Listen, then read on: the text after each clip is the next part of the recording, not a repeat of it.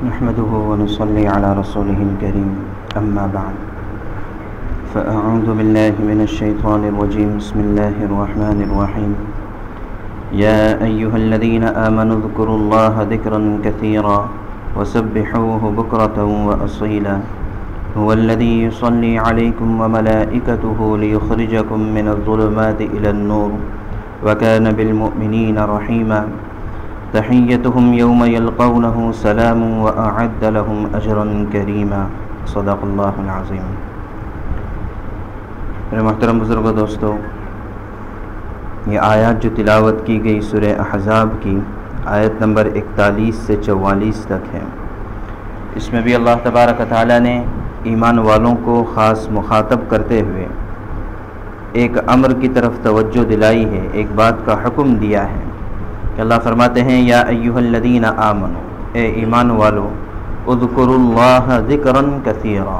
کہ اللہ تبارک و تعالیٰ کا بہت ہی کثرت سے ذکر کرو،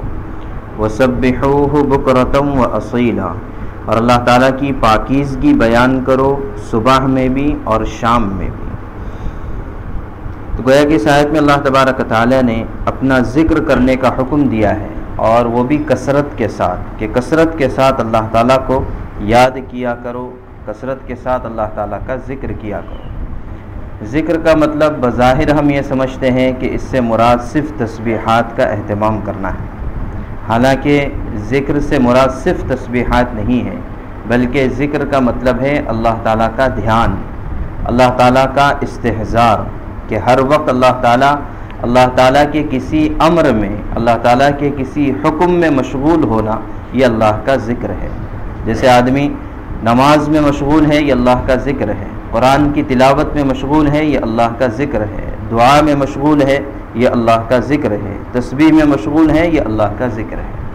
تو لہٰذا اللہ کے ذکر کا مطلب صرف تسبیح کا پڑھنا نہیں ہے، بلکہ ہر وہ چیز جو اللہ کی یاد دلا دے، یہ اللہ تعالیٰ کے ذکر میں داخل ہے۔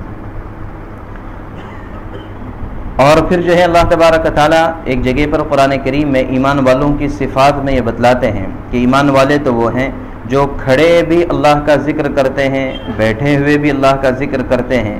اور جب اپنے پہلوؤں پر لیٹے ہوئے ہوتے ہیں تب بھی اللہ کا ذکر کرتے ہیں۔ تو ظاہر ہے کہ ہر وقت اللہ کے ذکر سے کیا مراد ہے؟ تو اللہ کے ذکر سے مراد ہے اللہ کا دھیان، اللہ کا استحضار۔ اس کے لیے آسان ترتیب یہ ہے کہ جو موقع محل کی مسنون دعائیں ہیں، آدمی جب اس کا اہتمام کرتا ہے تو خود بخود اللہ تعالیٰ کا ذکر کرنے والا شمار ہو جائے گا۔ مسجد میں داخل ہونے کی، باہر نکلنے کی، کھانے کی، پینے کی، یہاں تک کہ روایتوں سے پتہ چلتا ہے کہ جن مقامات پر اکثر آدمی اللہ کا ذکر بھول جاتا ہے، جہاں غفلت کے مقامات ہوتے ہیں، وہاں پر اگر اللہ تعالیٰ کو یاد کیا جائے تو اس کا زیادہ اجر و ثواب ہے۔ جیسے مثال کے طور پر حدیث پاک میں آتا ہے کوئی بازار میں جا کر چوتھا کلمے جیسے الفاظ کہے، بعینی چوتھا کلمہ پڑھنے کی فضیلت نہیں ہے، بلکہ اس کے اندر تھوڑے سے الفاظ کی کمی زیادتی ہے، لیکن آسانی کے لیے کہہ دیتے ہیں کہ بھئی چوتھا کلمہ جو بازار میں جا کر پڑھے تو اس کے لیے کئی ہزار نیکیاں ہیں۔ کیوں؟ اس لیے کہ بازار غفلت کی جگہ ہے، وہاں جا کر اگر وہ اللہ کو یاد کرتا ہے، اللہ کا ذکر کرتا ہے، تو یہ زیادہ اچھی بات ہے، زیادہ ثواب کی بات ہے۔ اس وجہ سے حدیث پاک میں اس کا بڑا اجر و ثواب آیا ہے۔ اسی طرح اور غفلت کے جتنے بھی موقع ہیں، ان غفلت کے موقعوں پر جب اللہ کو آدمی یاد کرتا ہے تو وہ اللہ کے نزدیک زیادہ پسندیدہ عمل ہے۔ ایک روایت میں آتا ہے کہ کثرت سے ذکر کرنے والے کون ہیں؟ تو اس میں بتلایا کہ کثرت سے ذکر کرنے کی ایک صورت اور ایک شکل یہ ہے کہ صبح فجر سے پہلے تہجد کے وقت میں شوہر اٹھنے کے بعد 2 رکعت نماز تہجد کی ادا کرے، پھر اپنی گھر والی کو محبت اور حکمت کے ساتھ اٹھانے کی کوشش کرے، اور اگر وہ نہ اٹھے تو تھوڑا سا پانی چھڑک کر پھر اس کو اٹھا دے۔ تو ظاہر ہے کہ یہ غفلت کا موقع ہے، اس موقع پر ایک شوہر اگر اپنی بیوی کے ساتھ یہ حسن سلوک کرتا ہے تو اللہ تعالیٰ ان میاں بیوی دونوں کو کثرت سے ذکر کرنے والوں میں شمار کر دیتے ہیں۔ اسی طرح آگے روایت میں آتا ہے کہ کوئی بیوی اٹھے، 2 رکعت نماز ادا کرے اور پھر اپنے شوہر کو اٹھائے اور جو ہے اس کے اٹھانے کے لیے حکمت کے طور پر اور محبت کے انداز میں جو ہے پانی چھڑک دے اور پھر یہ دونوں میاں بیوی اٹھ کر نماز پڑھے، اللہ سے دعا کرے، تو اللہ تبارک و تعالیٰ کو یہ عمل بہت پسند آتا ہے اور یہ کثرت سے ذکر کرنے والوں میں سے ہے۔ تو بہرحال اللہ تبارک و تعالیٰ ایمان والوں کو مخاطب کرتے ہوئے فرما رہے ہیں کہ کثرت سے میرا ذکر کیا کرو۔ اس کا بڑا فائدہ کیا ہے؟ کچھ فضائل تو اللہ تعالیٰ خود آگے بیان فرما رہے ہیں۔ اچھا، اور ذکر کے مفہوم میں جیسے عرض کیا کہ ذکر کے مفہوم میں سب سے بڑا ذکر قرآن پاک کی تلاوت ہے، کہ قرآن پاک کی تلاوت سے بڑھ کر اور کوئی ذکر نہیں ہو سکتا ہے۔ پھر اس کے بعد جو ہے موقع محل کی مسنون دعائیں ہیں کہ یہ سب کے سب ذکر میں داخل ہیں، اور ہر موقع پر اللہ تعالیٰ کا دھیان اور استحضار یہ اللہ کا ذکر ہے۔ تو لہٰذا اللہ تعالیٰ ایمان والوں سے مطالبہ کریں کہ کثرت سے میرا ذکر کیا کرو۔ کثرت سے مراد ہے ہر وقت، یعنی کوئی موقع، کوئی ایسی جگہ نہیں ہونا چاہیے جہاں پر اللہ کا دھیان ہم سے چھوٹ جائے، اللہ کا دھیان ہمارے ذہنوں سے نکل جائے۔ آگے پھر دوسری بات ارشاد فرماتے ہیں وَسَبِّحُوهُ بُكْرَةً وَأَصِيلًا، اور اللہ تعالیٰ کی پاکیزگی بیان کرو صبح میں بھی اور شام میں بھی، کہ صبح اور شام کا جو وقت ہے یہ خصوصیت کے ساتھ اللہ تعالیٰ کو یاد کرنے کا، اللہ تعالیٰ کی تسبیح کرنے کا ہے۔ چنانچہ روایتوں میں فجر کی نماز کے بعد اور عصر کی نماز کے بعد جو خاص طور سے ذکر کرنے کا تذکرہ آتا ہے، ترغیب آتی ہے کہ آدمی ان دو اوقات میں خاص طور سے اللہ تعالیٰ کا ذکر کرے اور اپنی تسبیحات کو مکمل کرے۔ تسبیحات میں کیا چیز داخل ہے کہ یہاں پر بھی تسبیحات میں سب سے افضل، سب سے اعلیٰ چیز یہ ہے کہ صبح اور شام کی جو مسنون دعائیں حدیث پاک میں آئی ہیں،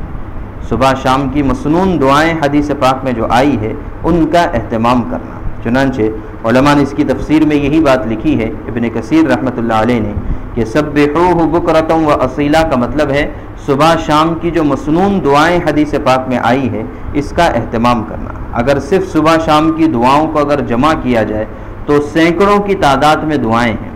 تو جتنا آدمی سے ہو سکے اس کا ضرور آدمی اہتمام کرے کہ صبح شام کی دعاؤں کے ذریعے سے آدمی بہت ساری آفات سے اور بلاؤں سے محفوظ بھی رہتا ہے۔ بہت سارے لوگ پریشان رہتے ہیں، تو ان پریشانی کا آسان حل ہے قرآن پاک کی تلاوت اور صبح شام کی مسنون دعاؤں کا اہتمام۔ اس سے اچھا علاج اور اس سے اچھا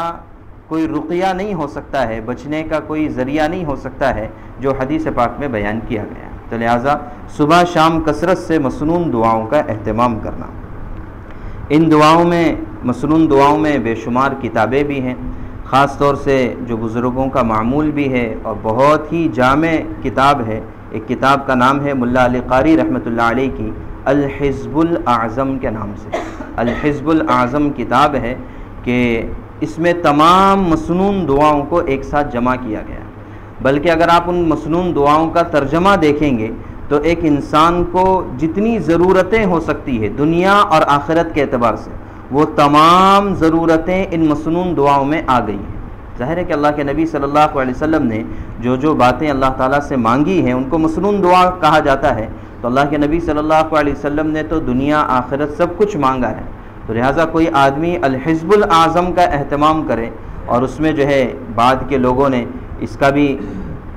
یہ کیا ہے کہ روزانہ کے اعتبار سے اس میں تقسیم کی ہے کہ بدھ کے دن پڑھنے کی یہ دعائیں، جمعرات کے دن پڑھنے کی یہ دعائیں، جمعہ کے دن پڑھنے کی یہ دعائیں، اس میں باقاعدہ تقسیم کی گئی ہے۔ ہونا تو یہ چاہیے کہ آدمی سب دعائیں پڑھے، لیکن سب نہیں پڑھ سکتا ہے تو کم سے کم جو تقسیم کی ہوئی دن کے اعتبار سے دعائیں ہیں اس کا آدمی اہتمام کرے، تو اس کی تمام دنیا آخرت کی ضرورتیں انہی دعاؤں سے پوری ہو جاتی ہیں۔ تو لہٰذا صبح شام کی دعاؤں کا اہتمام کریں۔ اسی طریقے سے صبح شام کی تسبیحات کا اہتمام ہے۔ روایتوں میں بہت کثرت کے ساتھ تیسرے کلمے کی اور اسی طریقے سے استغفار کی اور درود شریف کے بڑے فضائل آئے ہیں، اور صبح اور شام کا وقت خاص طور سے ذکر کے لیے آیا ہے۔ تو اس کا ہم جو ہے اہتمام کرنے کی کوشش اور فکریں کریں کہ یہ ذکر کا اہتمام سب سے پہلے آدمی کو بے شمار گناہوں سے بچا دیتا ہے۔ بہت سے لوگ گناہوں سے بچنا چاہتے ہیں لیکن کہتے ہیں کہ ہم سے نہیں رکا جاتا، تو اس کے لیے آسان ترتیب یہ ہے کہ آدمی قرآن پاک کی تلاوت کا اہتمام کرے، مسنون دعاؤں کا اہتمام کریں اور صبح شام کی تسبیحات کا اہتمام کریں۔ تسبیح کیسے پڑھا جائے؟ تسبیح پڑھنے کا بہترین اور اچھا طریقہ تو یہی ہے کہ آدمی ہاتھوں پر ان تسبیحات کو گنے، کہ اس کے ہاتھوں کی تسبیحات مسنون طریقے سے تسبیح گننے کا طریقہ بھی آتا ہے، ان پوروں کے ذریعے سے اور لاکھ تک کے تسبیحات ان ہاتھوں کے ذریعے سے پڑھی جا سکتی ہے۔ اس کا مستقل ایک طریقہ ہوتا ہے جو روایتوں میں حدیث پاک میں آتا ہے۔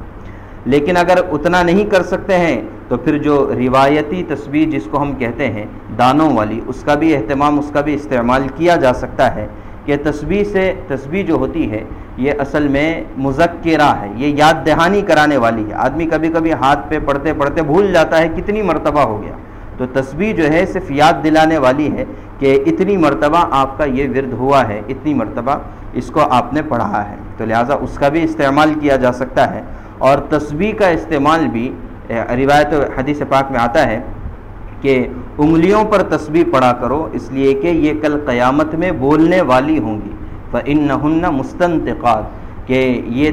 یہ انگلیاں جو ہے تمہارے بارے میں گواہی دیں گی کہ ان ہاتھوں پر تسبیح پڑھی گئی تھی۔ تو لہٰذا بہتر یہ ہے کہ آدمی انگلیوں کا استعمال کرے، ورنہ یاد دہانی کے طور پر دانوں کا بھی استعمال کر سکتا ہے۔ چنانچہ صحابہ اکرام سے حضرت ام سلمہ رضی اللہ تعالیٰ عنہ سے، حضرت ابو ہریرہ رضی اللہ تعالیٰ عنہ سے یہ منقول ہے کہ وہ کھجور کے دانوں پر، کھجور کی بیج پر تسبیحات پڑھا کرتے تھے۔ تو بہرحال جو بھی شکل ہو، مقصود یہ ہے کہ صبح شام کی تسبیحات کا اہتمام کریں۔ کیا فائدہ ہوگا اس کا؟ تو دیکھیے آگے خود اللہ تعالیٰ اس ذکر کے فضائل بتلاتے ہیں۔ هو الذی یصلی علیکم، کہ اللہ تعالیٰ کا ذکر کرو، اس لیے کہ اللہ تعالیٰ کی ذات وہ ہے جو تمہارا ذکر کرے گی، تمہاری تعریف کرے گی۔ چنانچہ اللہ تعالیٰ فرماتے ہیں فَاذْكُرُونِي أَذْكُرُكُمْ، کہ تم مجھے یاد کرو میں تم کو یاد کروں گا۔ اور روایتوں میں آتا ہے کہ جب بندہ مجھے یاد کرتا ہے تو میں اس کو یاد کرتا ہوں، اور بندہ اگر مجلس میں میرا ذکر کرتا ہے تو اس سے زیادہ بہتر مجلس میں، یعنی فرشتوں کے مجلس میں اس کا تذکرہ کرتا ہوں۔ تو اس سے بڑھ کر بات کیا ہو کہ رب العالمین فرشتوں کے مجلس میں